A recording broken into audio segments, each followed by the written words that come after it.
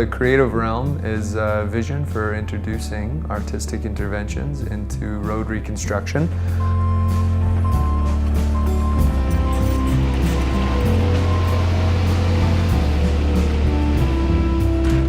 Within the chaos of repaving a road, there are opportunities to make it more playful and fun for the community that's being generally negatively impacted by construction. We're trying to create a little bit more activation in a playful and creative manner for people to just maybe view road reconstruction a little bit differently. The city's investing $44 million into improving this stretch of road.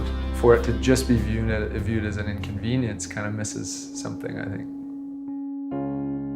Welcome to City High Fortune. Bring your headphones and an internet-enabled device to the 200 block of 17th Avenue Southeast and locate the bronze tour markers embedded in the sidewalk. This particular block is difficult to engage with, whether you're discussing this in the context of public art or not. It's a block that people move through or move to a specific place on the block, a destination, and move away.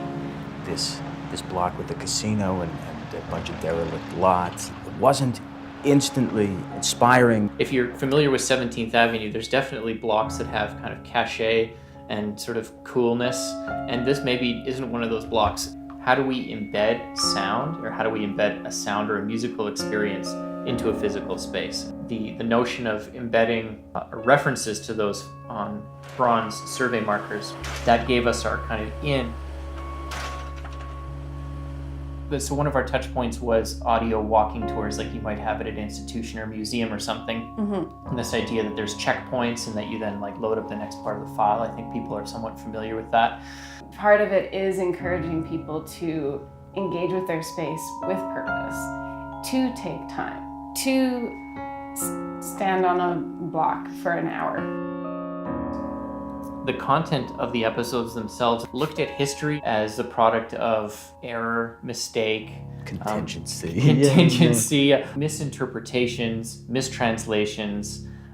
Really, this is how a city is made, and let's explore that. And again, spark a listener's curiosity about how we think about cities and why.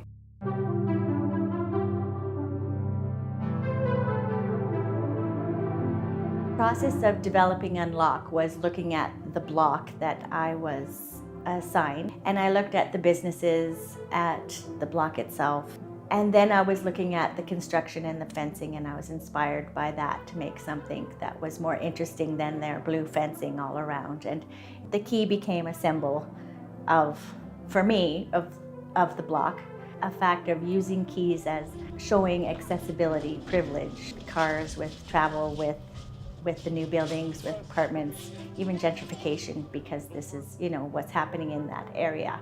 To bring about conversations about accessibility and conversation about memory. If you look at all the keys that you've held in your life, you can look back and see those moments in time. For me to ask people to bring down those keys, usually they spend the time looking through the keys.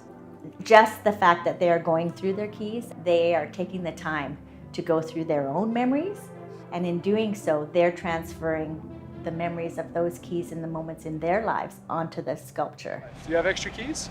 Yes, and they're usually unknown keys. Right. Yeah. So past experiences, past memories, old houses, yes, possession of things, lost locks. Joanne's the artist, Joanne McDonald. It's a piece of work. It's a piece of art. Piece of art. Oh, now I'm clicking in.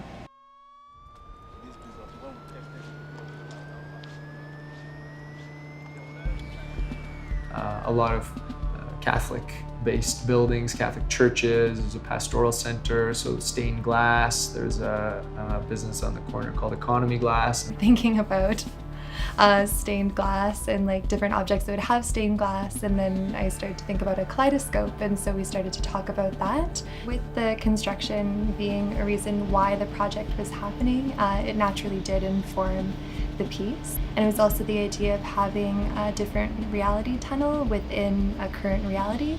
So even if you were surrounded by people who were tearing up roads and lots of noises that might be considered unfavorable, then you'd be placed in that same environment in like sort of a parallel universe. We'd even have the kaleidoscope facing the construction and see like a small piece of it, but being able to put like a different lens on that with an audio that was more beautiful or more ethereal. Made me think of children's wonder for like color and sound and just newly experiencing life. Enhance the scale of it, maybe gives it sets it on a different platform for people to understand differently, but like Rebecca said, makes it less intimidating knowing that it's an object that they feel comfortable approaching because they understand how it functions. This gives like a gateway for them to see art in a different way that maybe they wouldn't have otherwise been able to. Here with my father, who's been a long-time teacher and friend. So we're here together on a project called Connect. Public piece of furniture. They created a little pop-up workshop and had a lathe and a bandsaw. And we hooked up a stationary bicycle to the lathe so that there was an opportunity for people to come and actually power the lathe while Michael would turn. You know, there's struggles when you do this. You're coming onto a street. You aren't someplace just making a piece for the streets and then plunking it there and bolting it on. You're starting from scratch. Bringing the maker, the artist, into an urban environment or a community. Something that'll be most profound is those people that we made the connections with, the people that came up off the street and pedaled the bike, the many construction workers. There's something about seeing the tools being used and watching people work with their hands that I think does a really good service for bringing art down out of this place where it's like untouchable. What you hear in the background, connecting with those workers, because I think the first day we came here, they're like hesitant about what the heck's going on here now. But as they saw what we were doing, they saw the parallel of their construction and our construction. You know, I've seen countless people now already using it and kind of figuring it out. It kind of goes a step further from being just this piece of sort of static furniture. It also serves a function to kind of help people, you know, alleviate some stress. I hope that it's a place where people could connect and meet other people within the space in which it belongs to, and know that they belong to that space too.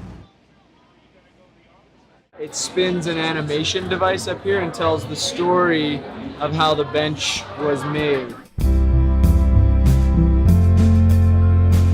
The Creative Realm booth, we're just basically doing a little painting, a little interaction, handing out some information about the project on 17th Ave. So kind of an important part of this whole thing is to make sure that people know about it. So yeah, let's call this the Red Thread. Within the umbrella of the Creative Realm, we have a block-by-block based approach and then a project called the Red Thread that is designed to kind of tie all of these block projects together. We've started these kind of large symbolic mural projects that are visual links between the individual block projects. A big part of what the Creative Realm is designed to do is to interact and engage with some of the local business owners. That's like it becomes a different thing. If those block by block projects can exist like an independent kind of artistic reaction to the blocks, whatever individual artists are going to respond to. So I want to kind of use also this red thread to be a little bit more of a protection in a way. It's sort of like a bit of a force field between the business owners and the individual art projects.